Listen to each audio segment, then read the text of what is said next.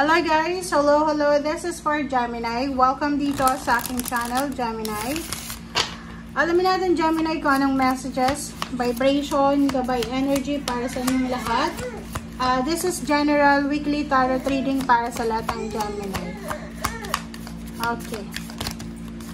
So, there's a 3 cards na lumabas. Number 2, number 41, number 18, which is 9.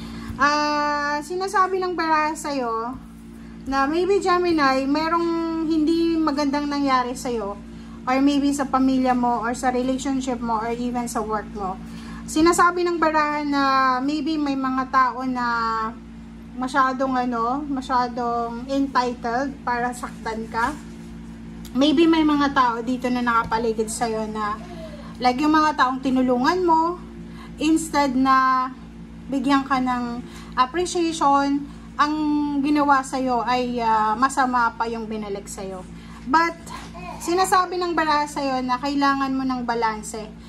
Kung hindi balanse yung relationship mo or yung job mo, sinasabi ng number 18 na ito na kailangan mo nang tapusin yung connection mo sa mga taong yan, let them go. Para sa sarili mo, hindi para sa kanila. Okay? So, even doon sa mga Gemini na yung kaaway mo is pamilya, or yung kung kompetensya mo is yung katrabaho mo, or kung sino man sila, kontrolin mo ang iyong emotion, kontrolin mo ang galit mo. Kasi sa linggong ito, may possibility na matrigger yung emotion mo eh. Pag na-trigger yung emotion mo, syempre, magagalit ka, ipaglalaban mo yung karapatan mo, and yun, talagang ipaglalaban mo kung ano yung tama. Sabi ng baraha sa'yo dito, gawin mo daw yan para sa sarili mo. Gawin mo siya hindi dahil na natatakot ka, dahil sa mabuti kang tao, kundi gawin mo siya dahil sa para sa'yo to eh. Regalo mo na yan sa sarili mo. Okay? Kung sino man ang evil queen na to, kung sino man yung taong to na talagang ginawan ka ng masama or ginagawan ka ng masama, hayaan mo na lang siya. Okay? Kasi may kanya-kanya tayong karma eh. Kung may ginagawa silang masama laban sa'yo, hayaan mo na lang. Okay? I-let go mo na lang sila. Pwede naman tayong mag-move on. Pwede naman tayong umalis sa sitwasyon na yan. Kasi yun eh. Diba? Pag pinatulan mo yan, mas lalo pang gugulo. Mas lalong maraming madadamay. Okay.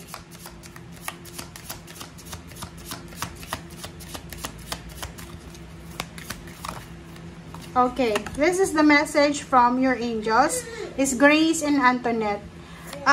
Sinasabi ng baraha sa'yo dito na ano man yung emotion mo na nararamdaman sa ngayon, triggered ka, nasasaktan ka, nangihinayang ka, ano ba yan? Comment sa comment section, ano ba yung nararamdaman mo? Kasi yung angels mo na to, sinasabihan ka na para daw maayos na kung ano yung nararamdaman mo, para mag-heal ka na, kailangan mong tulungan yung sarili mo. Okay? So, tingnan natin yung both sides, kung sino yung may mali or sino ba yung kailangan mag-let go. Okay? Sinasabi ng baraha sa'yo na kailangan mo daw na maging compassionate. Okay? And next card is Sana. You are protected from all types of harm. So, hindi ka dapat natatakot, hindi ka dapat nagagalit, hindi ka dapat nag-aalala. Okay? So, Gemini, if you are worried, if you are afraid sa kung ano yung nangyayari sa ngayon, sinasabi sa iyo ni Archangel Sana na you are protected. You are guided from all types ng harm, ng danger. And, yung worst ay tapos na. And, just release and feel safe. Let go. Yun ang sinasabi ng baraha. Okay, so dito, sinasabi ng baraha sa inyo dito na ano man ang pinagdadaanan mo sa ngayon. Kasi parang ang bigat, mabigat yung situation mo eh. Parang ang bigat-bigat ng nararamdaman mo. Pwedeng galing ka sa pag-iyak. Ang sama-sama ng pakiramdam mo. Masama ang loob mo, masama yung pakiramdam mo. And sinasabi sa'yo dito ng mga baraha mo na i-let go mo na lang yan. Hindi mo deserve na hindi makatulog because of maltreatment ng ibang tao sa'yo. Because of evil works ng ibang tao laban sa'yo. Okay? Kailangan mong i-let go. Kahit na sabihin natin kapamilya mo pa yan, kakilala mo pa yan, sinasabi ng bara sa'yo na kailangan mong i-let go. Okay? Kailangan natin i-let go. Okay. So, let's check.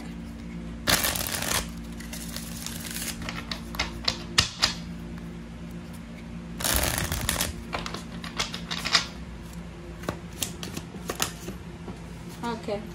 First card mo from the last deck is Four of Wands. So, maybe this is family. Family members.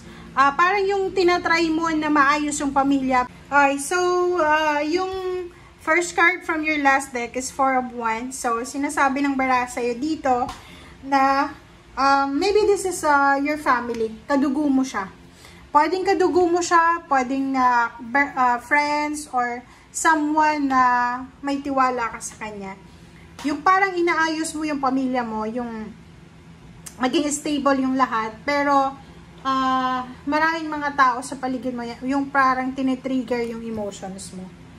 Alright, so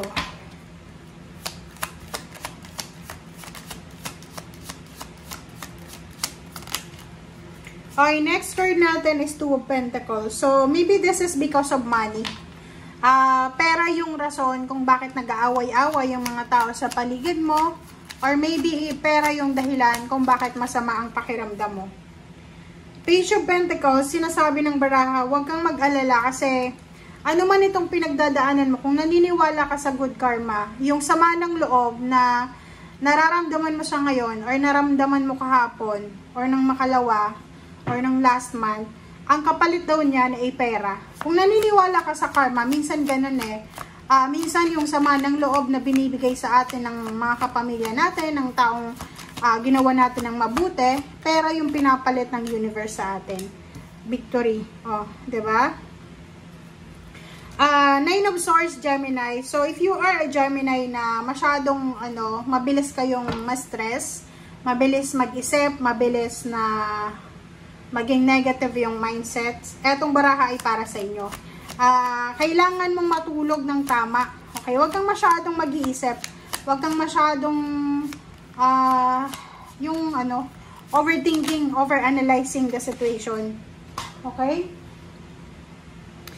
Next is Judgment. So, maybe there's a Gemini na naghihintay ng finalization, confirmation, ganyan-ganito. So, maybe you're waiting for result, like examination result, health result, or any result na hinihintay mo. So, tingnan natin. Ano ba? Did you get it? Okay. Wow. Oh, sabi sa'yo dito, kung ano man yan na hinihintay mo, Gemini, be positive. Kasi darating at darating yan sa'yo. Kumuha tayo ng isa pa or tatlong baraha. Okay, Ten of Swords. So, yun.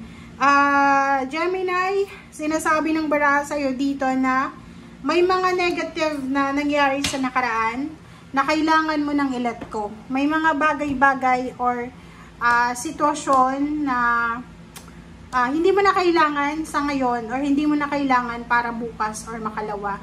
Ano yung ibig sabihin niya? May nangyari a few years ago, it's either 2 years ago, 6 years ago, or ilang taon, dekada na yan na lumipas na hinahunt ka pa rin diba? Para siyang bangungot sa buhay mo.